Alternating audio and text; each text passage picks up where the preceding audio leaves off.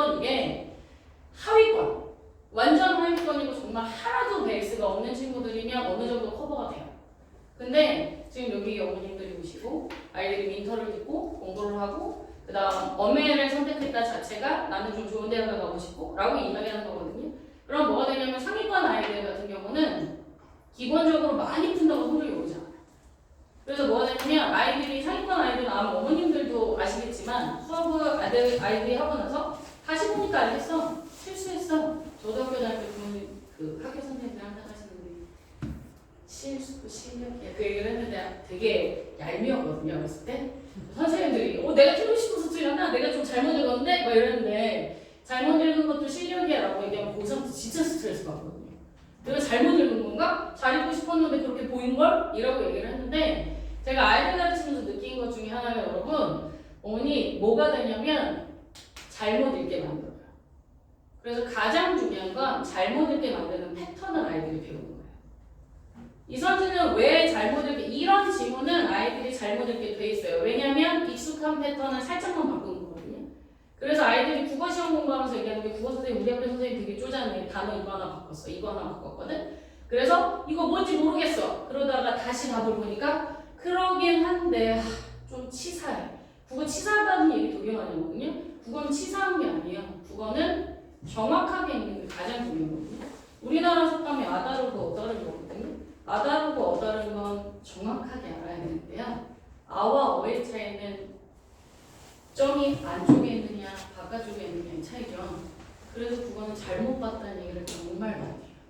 근데 아이들이 80분 안에 풀겠다, 빨리 풀겠다, 잘못 볼 확률이 엄청 높아요.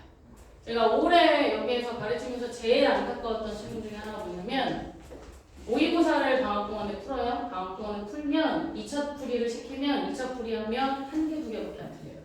근데 모의고사를 봤는데 시간 재고 모의고사를 풀면 70점대가 나와요. 얘는 미쳐버리는 거예요. 그래서 물어봤거든요. 너 학원 안 다니만이? 다녔대요. 6년 동안 학원 다녔대요. 너 뭐 배웠니? 그랬더니 선생님 빨리 풀라고 했대요. 시간 안에 푸는 게 실력이다? 다 풀어라. 그래서 얘는 빨리 푸는 거예요. 그래서 2차 풀이를 하면 잘못 본 거예요. 어려운 게 없죠. 문제가 어려운 게 아니라 잘못 본 거예요. 자기는 실수만 고치면 돼요. 근데 그게 6년 동안에 몸에 배어요. 그러면 잘 읽고 싶어도 잘 안 돼요. 그리고 잘 읽고 싶어도 잘 안 되는 게 고3 때 더 힘든 이유 중에 하나가 여기 있어요. 80분 안에 다 풀어야 돼요. 방학 동안에 반드시 해야 되고 부모님들도 꼭 기억해 두셔야 되는 것 중에 하나는요. 3월달 지문에서 3월에서 민터도 마찬가지고요. 물론 궁금하신 게 엄매라고 얘기하는 거이기도 하겠지만 제가 꼭 말씀드리는 것 중에 하나는 뭐가 되는 거냐면 수능 장기전이거든요. 장기전이면 단기에서 내가 단기적 목표들도 분명하게 세우실 수 있으셔야 돼요. 방학 동안에 해야 되는 건 많이 푼다라고 얘기하는 것도 제일 중요하기는 하지만 늘 말씀드리지만 평가위원장은 항상 당당해요. 수능 끝내고 나서 시험 문제가 킬러가 있었든 킬러가 없었든 나는 교과과정에 충실하게 됐다. 근데 국어만큼 교과과정이 뭔지 모르는 과목이 없어요. 애들한테 니네 국어 교과과정이 뭐야? 그러면 대답을 못해요. 아이들한테 서정갈래가 뭐야? 그랬을 때 서정갈래를 작품으로 대답해요. 서정갈래의 포인트가 뭔지 모른다는 거지. 독서가 뭐야? 그냥 읽어요. 어떻게 읽어야 돼? 잘? 아이들한테 이 문제 어떻게 풀어? 라고 했을 때 그렇게 대답 못해요. 수학처럼 딱 떨어져야 돼요. 객관식이잖아요. 주관식이 아니거든요. 근데 애들이 문제를 풀면 항상 어디 있냐면 주관적인 거에 꽂혀 있어요. 매력적인가? 이런 것들을 생각하거든요. 매력적인가는 중요한 고민의 포인트가 아니에요. 방학 동안에 반드시 해야 되는 것 중에 하나는 국어의 출제 원리가 뭔지를 반드시 익혀야 되고요. 그리고 그 출제 원리에 맞게 독해하는 습관을 봐야 돼요. 그래서 약간은 뜯어고칠 필요도 있고요. 부모님도 마찬가지고 아이들도 마찬가지고 겨울방학 때는 조급해 하시면 안 돼요. 전 아이들한테 항상 얘기하거든요. 니네가 6월까지 꼭 가져가야 되는 것 중에 하나는 푼 거 다 맞추는 거. 국어는요, 상위권은요, 푼 걸 다 맞춰야 돼요. 푼 걸 다 맞춰서 익숙한 패턴을 6월 이후로 엄청 많이 풀어서 속도가 빨라져야 돼요. 실수를 하나도 만들면 안 되거든요.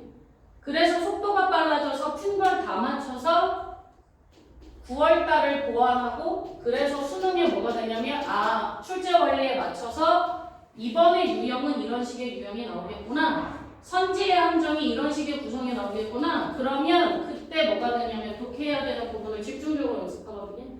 오늘 여기 오기 전에 이제 아이들이랑 모의고사 이제 보고 풀이하면서 얘기한 것 중에 하나가 요맘때쯤에 애들이 제일 많이 불안하겠죠. 내가 2주 공부한다고 뭘 할 수 있을까? 웰런도 얘기해요. 2주 동안 니네 독해 실력은 못 키운다. 오로지 하나, 선지 분석. 선지 똑바로 읽어. 선지 함정 어디 있는지 봐. 그래서 오답할 때 오답도 정답이 어디에서 나오는지.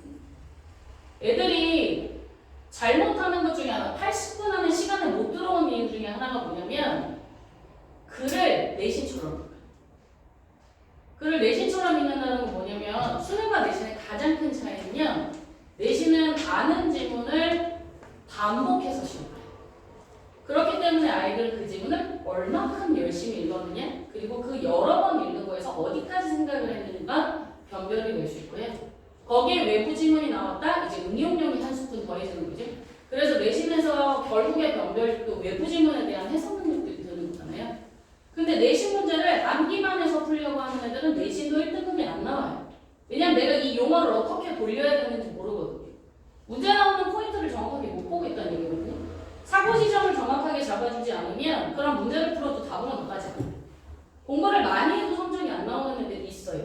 그런 애들은 머리가 나쁜 게 아니에요. 많이 푸는데 뭘 풀어야 되는지 모르는 상태로 지문만 봐요. 똑같은 지문이 안 나오는 게 수능이에요. 수능은 80분 안에 1회도 가능. 딱 한 번. 딱 한 번에 모든 내용의 포인트를 머릿속에 넣어야 되고요. 그리고 포인트 내용을 읽고 나머지는 세부적 독해나 기억 안 해도 되는 건 발췌해요. 발췌는 왔다 갔다 1초 안에 끝나요. 잘하는 애들이랑 못하는 애들, 빠른 애랑 안 빠른 애들의 차이가 뭐냐면 지문 독해 속도는 비슷해요. 지문 독해 속도는 비슷한데 답을 쳐내는 속도가 달라요. 잘 푸는 애들은 헷갈리는 게 있으면 물음표 치고 넘어가요. 근데 물음표 치고 넘어가는데 그 물음표 친 건 지문의 포인트가 아닌 거예요. 단어가 걸리긴 하지만 이 지문은 내가 고민할 단어가 아니야. 그럼 물음표를 치고 넘어가요. 그리고 정말 중요한 포인트에서 멈춰서 이거 지문이 아니니까 이거. 그래서 잘하는 애들한테 국어 잘하는 애들한테 너 이거 어떻게 풀었어? 그러면 이게 답이라서. 이게 왜 답이야? 이게 이렇게. 그냥 자기는 이거 하나만 보고 가는 거거든요. 그렇기 때문에 지문이 훨씬 더 가벼워요. 공부를 못하는 학생일수록 애들한테 질문에 오답의 이유를 물어보면 온갖 거를 다 끌고 와요. 선생님 질문에 여기 봐요. 여기에 이 말 이게 있거든요. 제가 얘기하거든요. 이게 중요하니? 그러면 안 중요해요? 나오면 어떡해요? 나오면 어떡해요? 불안해서 애들을 다 데려요. 나는 문과인데 과학 지문을 읽어야 되고 나는 이과인데 인문 지문을 읽어요. 이 사람이 온갖 것들을 다 끌고 가니까 80분 안에 안 끝나요. 80분 안에 안 끝나는 건 내가 쓸데없는 걸 읽고 있기 때문이고요. 쓸데없는 걸 읽는 이유는 내가 뭘 읽어야 되는지 모른다는 얘기고요. 근데 이게 성적이 안 나올수록 불안하기 때문에 어떻게 돼요? 더 읽어요. 왜냐면 불안하니까 오답을 하거든요. 오답을 하는데 1번은 지문에 여기 있고 얘는 여기 있고 1번부터 5번까지 오답을 다 찾거든요. 근데 출제자도 사람인지라 중요한 걸로만 선지를 못 내요. 그래서 안 중요한 거에서 끌고 오거든요. 그러다 보니까 애들은 무슨 결론을 내냐면 어머 이런 데서도 문제가 나왔어. 선지가 나왔어. 그래서 이걸 읽어야 되나 봐.가 되는 거예요. 근데 정답은 그게 아니거든요. 1년 안에 사고력은 많이 못 키워요. 1년 안에 키울 수 있는 건 문제를 보는 스킬이랑 봐야 되는 지점밖에 없어요. 그래서 지금 제가 올 때도 애들한테 뭐라고 얘기했냐면 오답을 지울 생각하지 마. 얘는 모르겠는데 얘가 정답이야. 그 중 하나로 답을 불러. 네가 보는 게 핵심이야. 라고 얘기를 하고요. 그래서 이맘때쯤 아이들이 자신감이 제일 많이 떨어지거든요. 점수가 올라도 지점수가 지점수인지 모르고 점수가 떨어지는 친구들은 뭐가 되냐면 국어는요. 디테일한 걸 읽는 순간 점수가 떨어져요. 그래서 국어 점수는 늘 안정적이지 않아요. 내가 지문의 포인트를 잘못 읽는 순간 지문의 오답은 떨어져요. 정답은 떨어져요. 오답이 생기거든요. 어머님들 아이들한테 이 글이 뭐에 대한 얘기야 라고 얘기하면 중심하지 한 줄로 줄여가 그럼 한 줄을 못 줄이는데 그게 막 이열쌤도 독해력 얘기하셨을 텐데 비문학기 읽고 이거 딱 한 줄로 설명해봐. 그래야 문제를 80분은 풀 수 있어. 정리할 줄 알고 버릴 줄 아는 능력이 제일 필요해. 근데 생각보다 그게 되게 어려워요. 왜냐면 6월 중요한 건 아는데 우리 애가 지문을 2지문을 못 풀었대. 어떡하지? 한 지문을 못 풀었대. 어떡하지? 제가 항상 발예를 얘기하거든요. 다 풀어서 2접수인데 왜 다 풀어? 다 풀어서 2지문 날릴 점수면 풀어서 뭘 하죠? 그럼 어머님 작년에 등급컷이 작년 수능 등급컷이 80 언매 기준으로 86이었거든요. 86이라면 물론 100분위를 더 보기는 해야 되긴 하지만 86이면 14점을 깎였다는 얘기고요. 14점을 깎였다면 한 지문 이상을 틀렸다는 얘기예요. 작년에 1등급 받은 애들의 특징은 한 지문을 날려도 다 푼 애들이 1등급이에요. 그게 올해 6월달 시험지. 올해 6월 언매 1등급 커트라인이 83가 그랬거든요. 그래서 저희 학원에 있었던 친구가 뭐라냐면 한 지문을 날렸어요. 그래서 망했다. 그랬는데 통과해서 하나 틀렸거든요.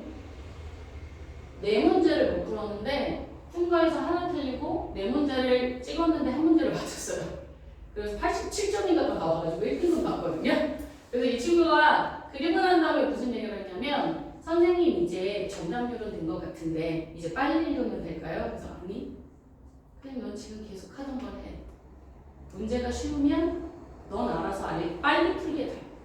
그러니까 빨리 풀겠다는 생각 자체를 버려. 그냥 지금 가는 걸 계속해. 중요한 거 잡아야 된다. 9월 달에 98점 나왔거든요. 9월에 쉬웠거든요. 그래서 쿼드란이 94점, 원내로 93가 95가 그랬는데 한 문제 틀렸거든요. 잘못 읽어서 틀렸어요. 너 왜 틀렸니? 그때 씨 묻더라고요. 잘못 읽었어요. 그래서 왜? 했더니 선지가 짧아서 만만하다고 생각해서 실수했거든요. 못 푼 거 없어요. 무슨 얘기냐면 정확하게 읽을 줄 알면 난이도가 올라가면 정확도가 1등급을 만들고요. 난이도가 쉬워져도 제대로 읽을 줄 아는 애들이 정답이 빨라져요. 쓸데없는 걸 읽으니까 지문이 이해가 안 가서 막히는 거고요. 쓸데없는 걸 읽으니까 쉬워도 지문의 기준이 안 보여서 답이 안 나와요. 뭘 해도 1등급은 1등급이가 되고요. 1등급의 기준은 안 바뀌어요. 그러려면 제일 먼저 완성해야 되는 것 중에 하나는 푼 걸 다 맞추는 정답률이에요. 다 푼 것 중에서 하나 틀릴 수 있어요. 다 푼 것 중에서 하나 틀린 건 몰라서 틀리면 돼요. 국어 시험의 1등급은 실수를 안 하는 게 최고예요. 그리고 그 실수를 안 하려면 정확하게 읽어야 되는 게 뭔지를 볼 수 있어야 되고요. 그리고 선지를 제대로 줘야 돼요. 근데 애들이 되게 특징적인 게 국어는 지문을 엄청 꼼꼼히 읽고요. 선지를 날려요. 왜냐하면 지문에 투자를 너무 많이 했거든요.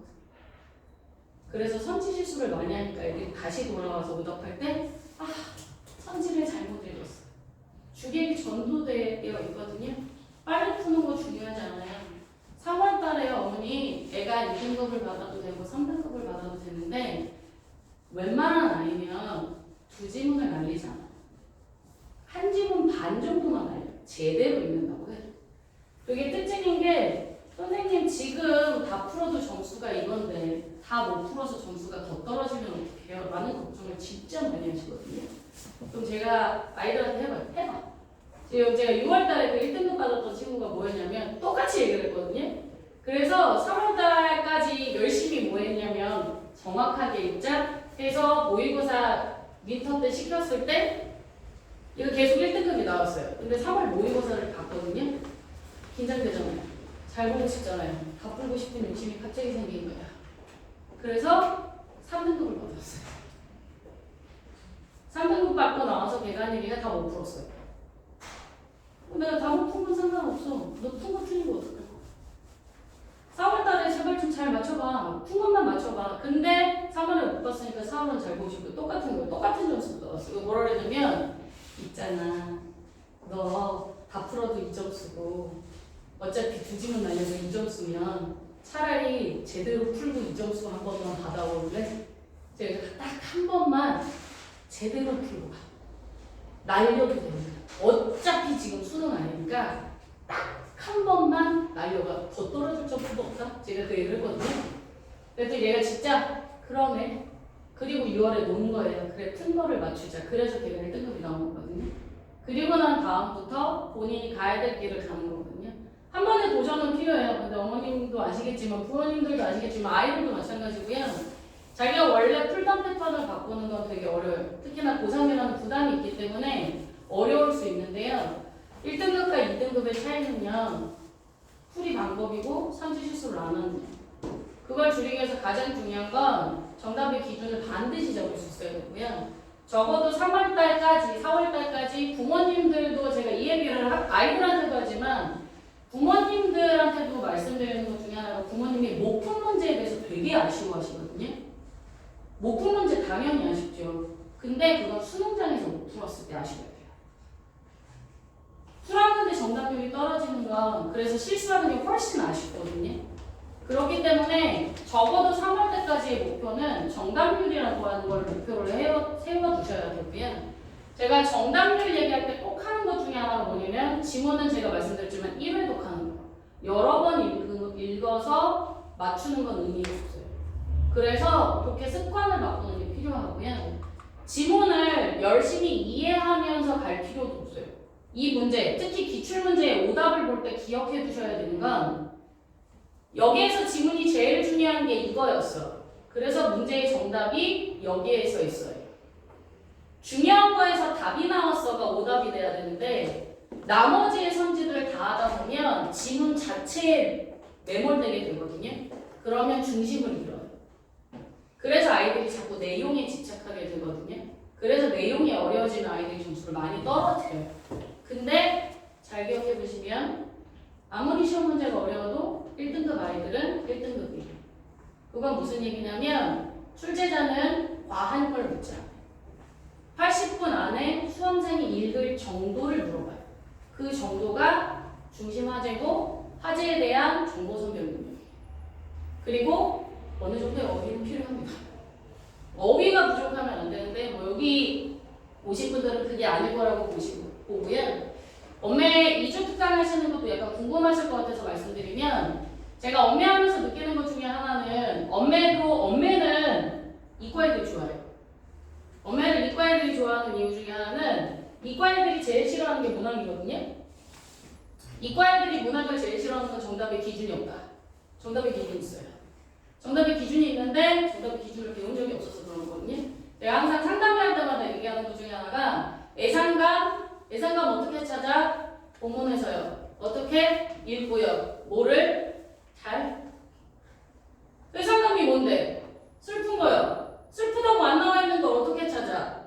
그래서 틀려요. 그래서 국어가 싫어요. 그게 이과 애들이거든요. 근데 여러분, 어머니 예상감은요 시적 상황 보면 돼요.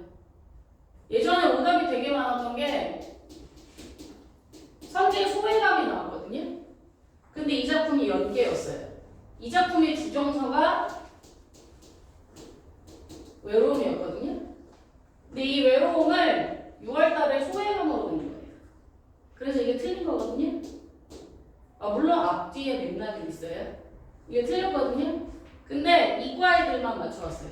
문과 애들이 틀렸거든요. 제가 이거 틀리고 나서 죽고 싶냐? 그 얘기를 했는데 왜냐면 어머님들 보시기에 다른 건 알겠는데 묘하죠. 저는 애들한테 무슨 얘기하냐면 소외감의 시적 상황은 아이들한테 얘기를 해요. 왕따 당하는 상황이라고. 왕따 당하려면 주변에 사람이 있어야 돼요. 외로움은요 혼자 있어요. 이 둘의 차이는 시적 상황이 달라요. 그래서 외로움을 얘는 혼자 있거든요. 그래서 소외감이라고 하면 돼요. 소외감을 느끼는 상황에서는 외로움을 느낄 수 있어요. 그치요? 외로움은 혼자 있다고 느끼는 감정이니까. 왕따 당했으니까 뭐예요? 혼자 있다고 느낄 수 있어요. 맞아요? 근데 생각보다 애들은 이 감정 처리를 못해. 이 감정 어떻게 처리할 거야? 라고 하면 그렇게 배웠으니까 가는 거예요. 그래서 내신 처리는 되는데 수능 처리가 애매해지는 거거든요. 이럴 수도 있을 것 같아. 문학의 보기가 제일 어려워요. 문학 보기 어렵지 않아요. 그냥 문법처럼 읽으면 돼요.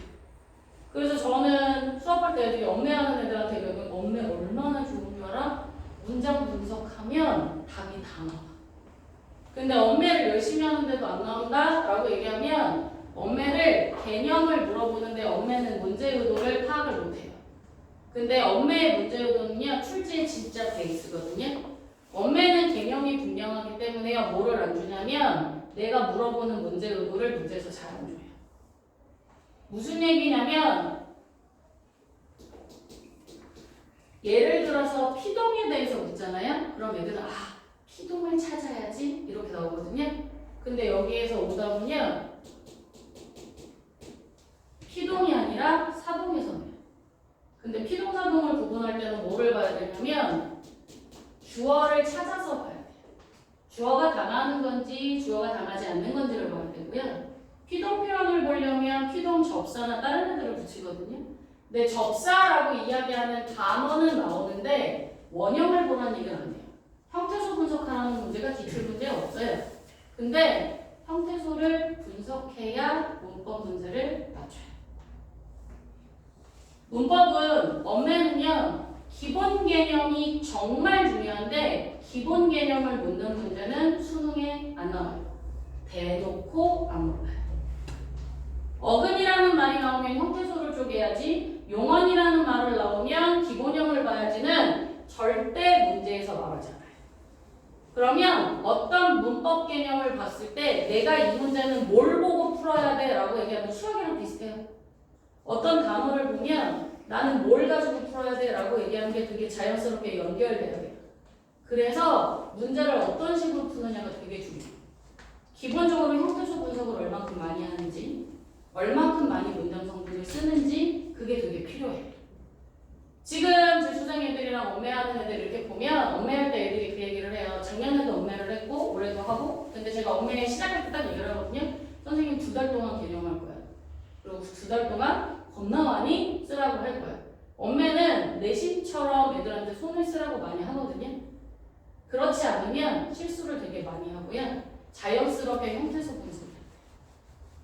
문장 성분 잘 파악하지 못하고요. 문장이 짜임새 가로 잘 못 찾아요. 문법은 개념도 중요한데요. 이 문제를 풀 때 필요한 개념을 떠올리는 자극, 무슨 단어 보면 뭘 생각해야 돼? 라고 얘기하는 것들을 계속 옆에서 줘야 돼요. 그래서 개념이 부족해서 틀리는 게 아니라 개념을 어떤 식으로 활용해야 되는지 모르는 게 언매예요. 그래서 우리 아이가 학교에서 엄매 열심히 했는데, 그리고 중요한 건 엄매는 부족입니다. 수학이랑 똑같아요. 엄매의 앞에 개념이 빵꾸나 있으면 절대 그 다음으로 치고 나갈 수가 없어요. 형태소 개념이 없고 품사 개념이 없으면 그 다음 문제를 풀 수가 없어요. 그래서 앞에 개념부터 제대로 채우는 게 되게 필요해요. 중세문법 물어보는 거 아니에요. 중세문법 애들이 중세문법 물어보는 줄 아는데요. 중세문법, 현대문법 물어보는 거예요. 현대문법에서 관형어 나오면 관형어지 확인했어. 문장 성분 물어보는 건데 애들은 중세 단어 보고 있어요. 그래서 틀리거든요. 그거 무슨 모르겠는데? 라고 보거든요. 국어는 잘 못 보는 이유는 딱 하나예요. 출제의 의도가 뭔지 모르고요. 출제 원리가 뭔지 모르는 게 아이들의 가장 큰 문제입니다. 80분 안에 다 푸는 건 잘하기 때문에 다 푸는 거예요. 잘하기 전에 포인트를 아는 게 먼저고요. 포인트를 알아서 많이 하면 익숙해져서 빨라져요. 속도가 먼저가 아니고요. 정확도가 먼저고요. 그리고 정말 제가 얘기하거든요. 니네 80분 동안 2질문 날려도 되니까 한 번에 정확하게 정리하면서 읽어봐. 그게 내 점수의 시작이에요. 독해 실력이 어느 정도 있는지는요, 처음부터 80분 안에 어느 정도의 집중력을 갖고 1회독의 문제를 풀 수 있느냐가 그게 시작점이에요. 근데 대부분의 아이들은 시작점이 모호해요. 다 풀긴 풀었는데 아는 거 반, 모르는 거 반이거든요. 그래서 점수가 줄줄줄. 어머님들이, 아버님들이 아이들이랑 이야기 하셔야 되는 것 중에 하나 그거예요. 이 문제가 왜 나왔니? 이 문제를 어떻게 풀어야 되니? 라고 물어봤을 때 아이가 뭐라고 대답하는지 물어보세요. 읽고 라고 얘기할 거예요. 읽고면 모른다는 얘기예요. 어디 학원을 가시고 뭐를 해도 좋은데 어떤 국어학원을 가도 아이들은 일반화 시켜놔야 돼요. 아, 이게 중요해서 이 문제가 나와. 오답이 이거는 못 지우더라도 이게 왜 정답이고 출제자가 이 문제를 왜 냈는지는 분명히 알아요. 그게 1년 동안 아이들이 발판이에요. 너무 긴신한 것 같아요.